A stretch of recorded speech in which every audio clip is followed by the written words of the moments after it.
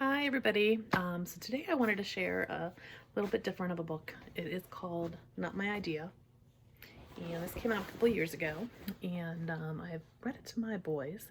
It's called A Book About Whiteness, and it was written by and illustrated by a lady named Anastasia Higgenbottom. She's made a series of books about uncomfortable topics, and she explains in here that in a 1993 interview, Toni Morrison said about racism in America, white people have a very, very serious problem, and they should start thinking about what they can do about it. She added, "Take me out of it." Those words landed in me as a direct command. I made this book for my own white sons with help from their teachers and mine. It's dedicated to the Brooklyn Free School where my family was first called upon to engage with whiteness in order to dismantle white supremacy. And she thanks all the different people who helped her out with this book. When grown-ups try to hide scary things from kids... oh no, not again. What? Mom, what? What not again? It's usually because they're scared to. Who is that with their hands up? Why is that policeman screaming at him? Bang, bang, bang, bang. They want to bury the truth. You don't need to worry about this. You're safe, understand? No. Our family is kind to everyone. We don't see color. Deep down, we all know color matters. Skin color makes a difference in how the world sees you and in how you see the world. I want to bring my aunt a gift. This will only take a minute. It makes a difference in how much trouble seems to find you or let you be.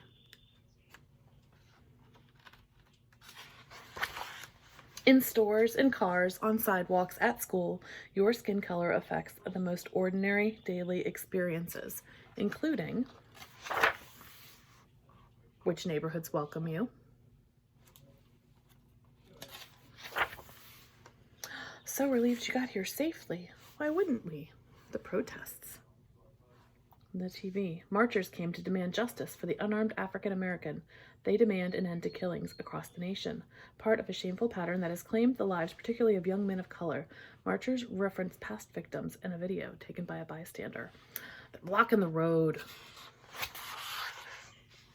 You may get the message that racism is happening only to black and brown people. Racism is a white person's problem, and we are all caught up in it. I can't watch the news. That police officer was just doing his job. Mostly by refusing to look at it. Come away from the TV. Look, I made your favorite. You can face this. Racial justice. We must step up. Understanding the truth takes courage, especially a painful truth about your own people, your own family. Are you all right?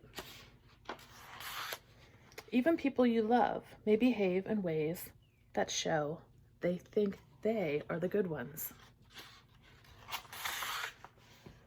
Racism was not your idea.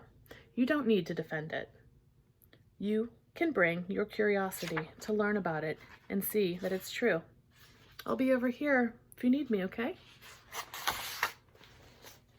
Shared history. In the United States of America, white people have committed outrageous crimes against black people for 400 years.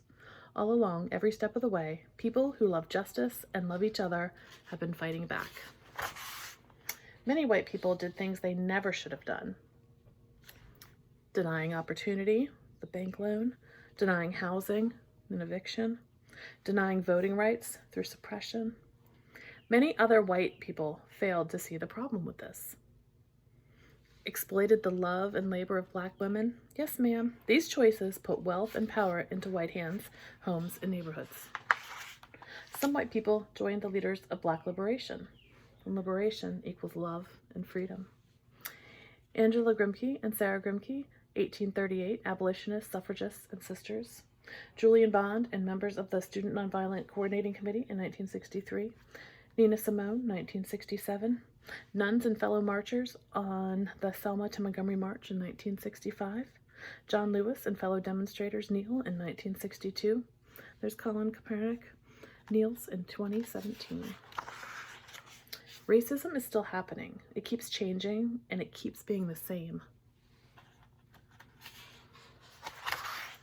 And yet, just being here, alive in this moment, you have a chance to care about this and to connect.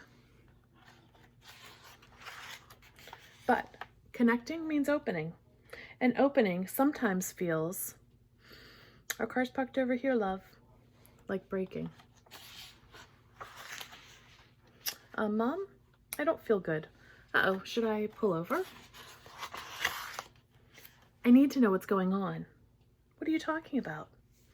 Why didn't anyone teach me real history? I do see color. I see yours and mine and everybody's. You can't hide what's right in front of me.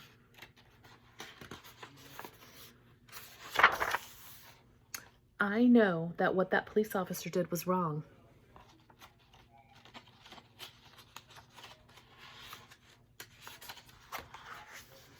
Go with your instincts on this one. Racial justice is possible.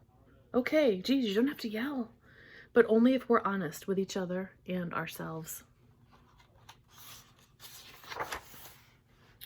I see a playground over there. Want to get some air?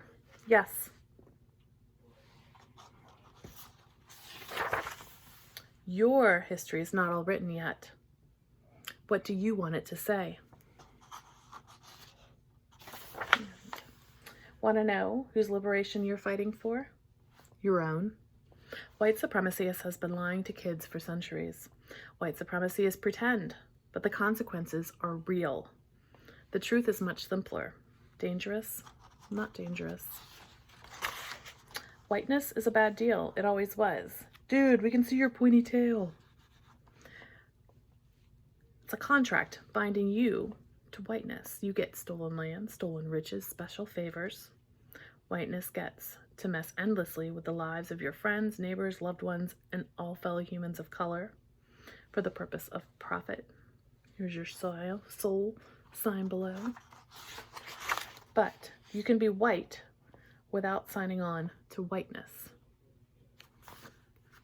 This is Juliet Hampton Morgan, born in 1914, died in 1957. It says, "Do not mess with me." She was a white librarian who fought for racial justice in Montgomery, Alabama. When Juliet was riding the bus and the white driver would refuse to pick up a black bus rider, even after he collected their fare, Juliet would pull the emergency cord and raise HE double hockey sticks until the driver did his job. This was an act of love for herself and for the community to which she belonged. What she did is called disrupting white supremacy. So you can grow justice inside yourself like a bean sprout in a milk carton.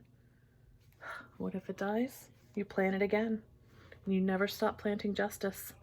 A strong internal sense of justice will not fail you, even when a lack of justice in the world does. Innocence is overrated. Knowledge is power. Get some, grow wise, make history. The end. Thanks for reading Not My Idea with me.